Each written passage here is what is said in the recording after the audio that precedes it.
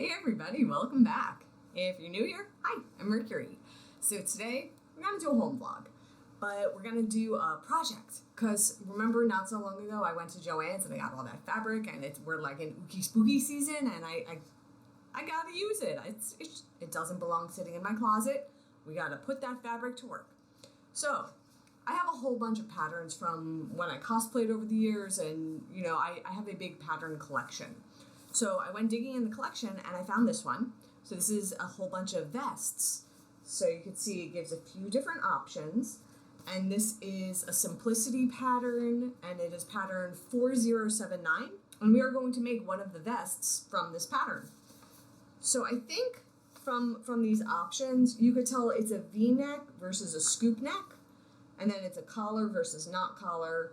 And then different types of closures, whether it's button or not button. So the version that I'm going to do, I think I'm going to do this one, which is View E, which is similar to the picture here. I don't like these like false pocket things, so I'm not going to include that. I'm going to leave those false pockets out. And the fabric that I'm going to use for it, I got this great bat fabric. And this is going to be the front of the vest. So it's all bats and cobwebs. So that'll be the front, and then for the back and the lining, I got this great skull motif lining fabric. So this is exciting, and because the bats, it's not white background, it's an off-white, it's like a cream, so it kind of goes with this, like with the sepia, and I think they're going to look great together. So I'm going to start working on this. Because I have already made this vest as part of a cosplay many years ago, some of my pieces, my pattern pieces are already cut out. So we're going to jump right in to placing and cutting out the fabric. So that's where we're going to start. Because cutting out the pattern pieces takes up a lot of space, laying out all the fabric, and space is a big commodity that, living in an apartment, you don't have a lot of. I am setting up shop down here on the floor. I got Robot Helper here, making sure my floors were all clean before I set up shop down here. And I'm gonna lay everything out, and I'm gonna, cut out all the pattern pieces sitting down here. Then I have some space for the sewing machine on the table, so we'll get there. But for pattern pieces, we're gonna make ourselves comfy right over here. So first things first, I am organizing my pattern pieces. I'm just sort of laying them out, figuring out what I have, what I need, what goes on the main fabric versus what goes on the lining fabric. And I'm just trying to get organized here. So these are all of my identified pattern pieces.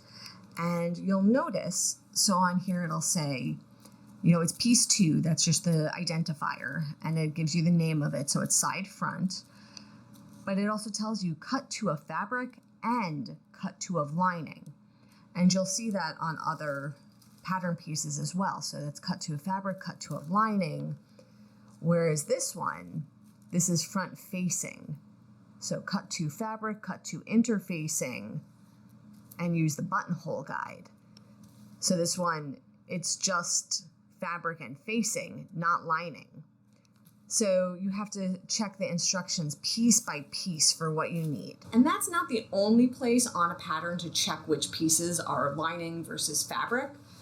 When you're looking at your instructions, it actually shows you not just which is lining versus the main fabric, it also shows you placement, like suggestions for how to put the pattern down on the fabric. Now, in all honesty, I very rarely use that guide. I find other ways of being fabric efficient, because fabric is not cheap. So I will try to maximize how much fabric versus pattern and minimize the unused space. That's not to say that's not what this is doing, but I very rarely found that my method is less efficient than the suggested way. So that's just a heads up. But following the suggested way, if there are certain patterns that have to line up, if you're working with stripes, if you're working with stretch fabric and the stretch has to be a certain direction, because sometimes you have 4-way stretch where it doesn't matter as much, but you might have a 2-way stretch and then it matters a lot. So there are times where you really do need to pay attention to your placement on the fabric, and you cannot optimize the square footage of the fabric per se. But in this case, I'm just going with it. So let me start pinning my pattern pieces down and cutting them out.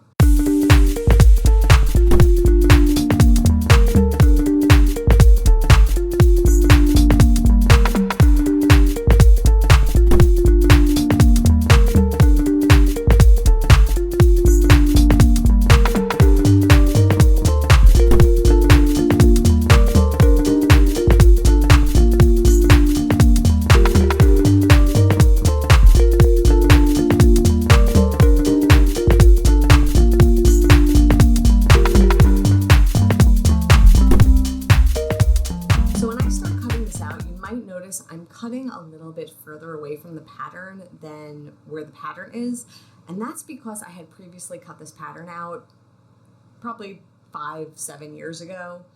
I was a size smaller 5 to 7 years ago, so I cut this out for a pattern size 18, and I really need to cut it out for pattern size 20 right now.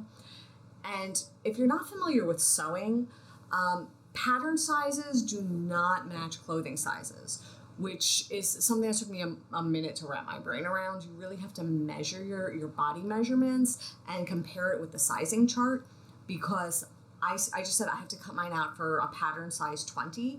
I wear on average a size 12 and a medium to a large. Yeah, so just make sure that you're measuring and going off the sizing chart, and don't think of it as clothing size. The first time I ever got a pattern, I didn't know that, and I didn't measure, and I was like, oh, I'm a size 10. And if you do a pattern size 10, obviously you could tell that it's 8 to 10 sizes too small. So I was like, oh, this project is never, ever gonna fit me, and I need to find a small person to donate it to, because that was just not happening. So yeah, that was I learned the hard way. So learn from my errors. Measure, use the sizing charts. Okay, I'm gonna start cutting this out.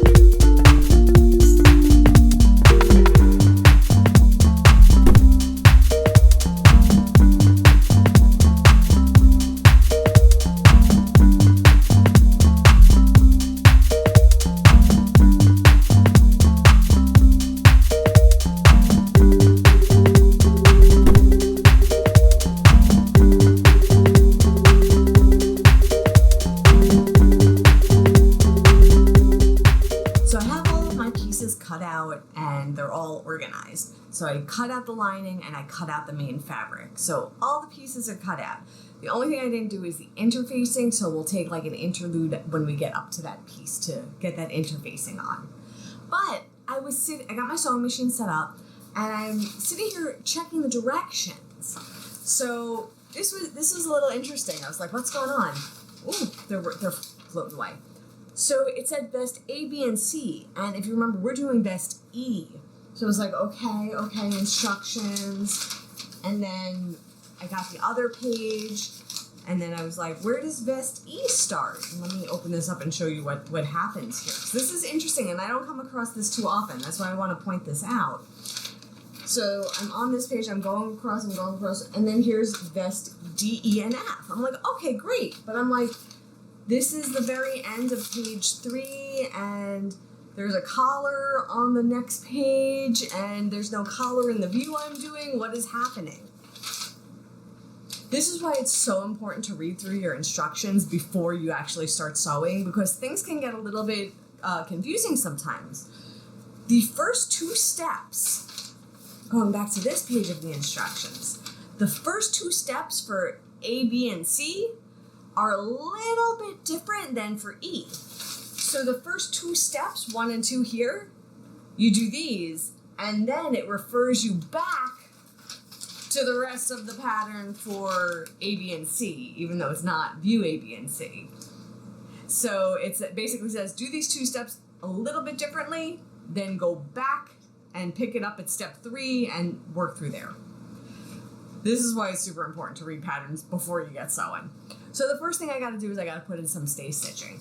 But before that, I actually have to thread my sewing machine. So I go through a lot of thread, so I get these cones of thread, but I'll show you, they don't quite fit in the sewing machine, so I will show you how I sort of set myself up when I use thread that doesn't fit in the sewing machine spindle. So here is my sewing machine, and you could see that is just way too big. That does not go there. Normally, a regular thread spool will fit on here, and then you put the little cap on, and that's fine. But these cones are too big, and they don't fit. So, where's the end? There's the end. What I do is I have my cone, and I put it off to the side.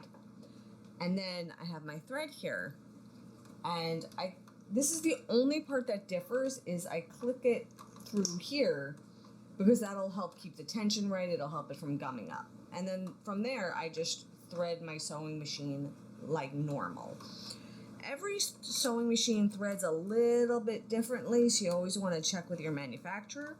So I'm using a PAF or a FAF, however you choose to pronounce it, and got her set up. I just have to thread the eye of the needle, and we're ready to sew. So the first thing it wants me to do is put in a stay stitch, and that's going to go around the neck edges, and the purpose of that is for the neck to stay nice and crisp and not stretch out or lose any kind of like integrity of the fabric. So we're going to put some stay stitches in there. And whenever I sew, I know I'm probably the only one that does this, I wear my safety goggles. Too many instances where a needle has jammed or a pin has bent and it went bing, and this is just, I feel more comfortable doing it this way. So whenever I sew, safety goggles on. So let me do this.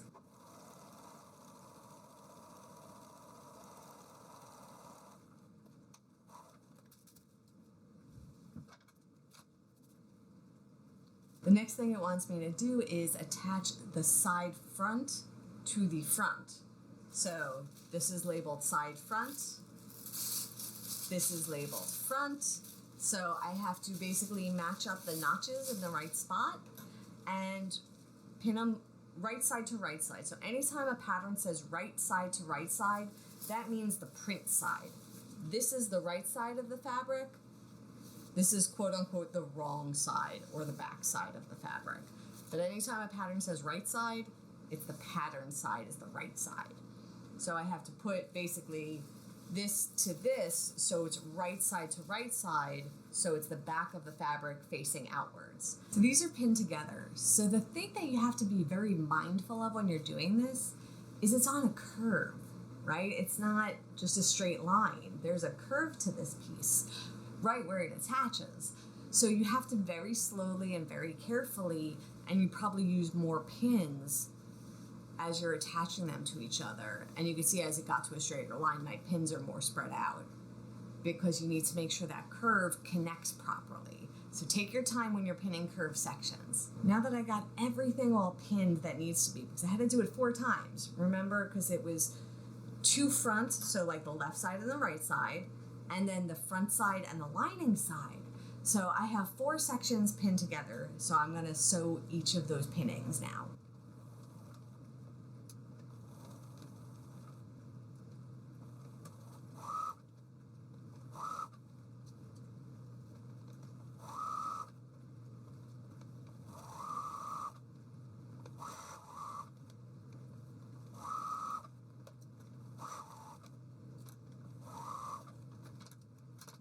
So next up, I'm going to do the tabs. And when I say the tabs, I mean these are going to be the ties in the back that kind of cinch at the waist on a vest. So that's what these are. So essentially what I have to do is I have to take the fabric, I have to fold it in half like the long way like this, so it's long and skinny, right side to right side, pin that in place, and sew it, and then turn it right side out. And I'll probably need some kind of a stick to do that. But that's the next step.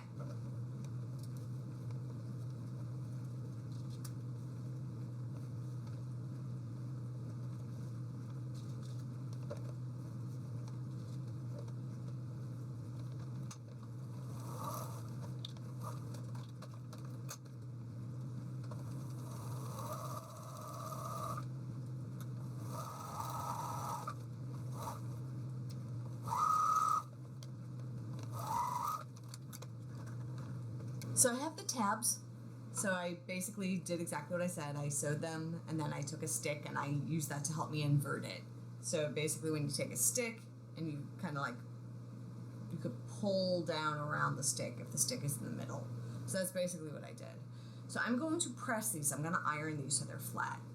And then what I'm going to do after that, this is where I'm going to deviate a little bit from the pattern. One, I'm not using that pocket, the fake pocket. And second, for these tabs, it calls for a buckle. I am going to do something I call sewing through my stash. I have a tremendous amount of crafting supplies, and I have D-rings. I already have D-rings, but I don't have any buckles. You can do this with a D-ring. So basically, after I press this, I'm going to take both D-rings on here. I'm going to thread it through here and sew this down. And then basically, once that's like that, you then, you take your strap, and that'll go through both D-rings, and then it comes back over the top of one D-ring and under the second D-ring, like that. And that's how that's going to be a closure. So that's what I'm going to do in place of a buckle. I am just going to sew through my stash and do that with the D-rings. Now that I got those pressed, they look like this. I have the D-rings attached. So just 2 rings, and then I'm just gonna trim the ends. I have a few threads hanging. But yeah, so the D-rings and the tabs are done. Onto the back. The next step, similar to the front, we have to put a stay stitch in the neck of the back, and then we'll start attaching the pieces.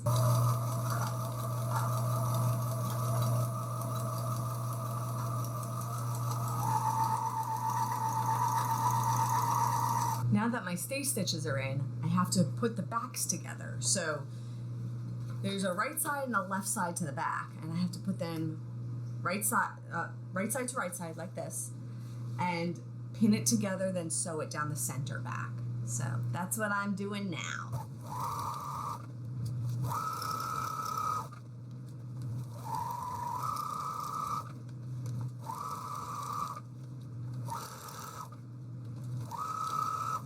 Next, it wants me to pin the tabs in place. So on the pattern for the back, it has these little circles, and that is showing us where to pin. So what I'm going to do is I'm going to basically line this up and then place, where did my tabs go? Tabs. There they are. I'm sorry, my tabs ran away a moment. So I'm going to place this and use this as a guide, and then I'm going to take my tab and line it up with the dots, and just kind of like a magician that pulls the tablecloth out from under the dishes and they don't fall. I have this in my hands, and I'm going to just kind of like slide that out, and then I'm going to come here with a pin, and I'm going to go boop boop, and now I have it pinned in the right place. So I'm just going to attach the tabs real quick. Now that I got these tabs attached here, I'm going to attach this back to the front pieces, the front and side pieces that I already attached together, and I put them together. It's all coming together. It's all coming together. Yes! The front is attached to the lining. Yes! So what I have to do now is I have to trim. I have to get very close. So you see where the seam is? I have to trim some of this excess off, because if I don't, it'll be very thick. So I got to trim all that off. I got to iron it so I got a nice crisp seam, and then turn it right side out. Oh, my friends, I made a mistake. I messed up. I went to go and start trimming, and I didn't start trimming yet. I didn't start trimming yet. And I go and I see I still have fabric sitting on the table. These are pieces of side back.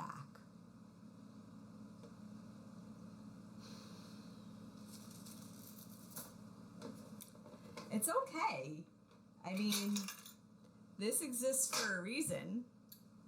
So if you don't know what this is a seam ripper or a stitch ripper, and this is the tool to use when you mess up.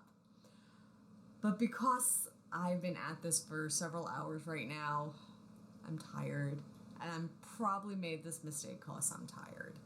So there'll be a part 2 to this. I was hoping to do this in one video, but there'll be a part 2 to this, and I will show you how to correct little boo-boos, or big boo-boos in this case, with a seam ripper. I'm a little annoyed at myself that I did this, but any crafter will tell you we've all been here at one point or another. It happens more than many of us like to admit. It's nice to show the finished product and all of it being all pretty and nice, but along the way, these are the things that come up. And you know what? Let's keep it real. This happened. I messed this up. It's okay. It's okay to mess things up. We learn from it, and you know that's that.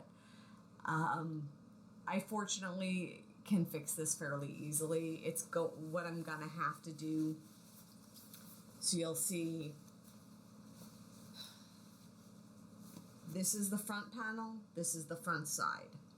I attached the front side directly to the back. So it's this seam that's got to come out, and where I started to sew the bottoms. So this seam has to come out, and this bottom along the back has to come out. And then on the other side, the mirror image of it. And then these can get inserted. I don't think I have to fully take it apart. I think I can just sort of like insert it into the existing situation. At least that's the hope. That's the plan. There'll be a part 2. We'll work on this more later in the week, but I gotta take a break. I did a lot today, and now it's time for a break. So I guess with that, I'm done, and I'll see you all real soon. And until then, stay inspired by everyone. Take care.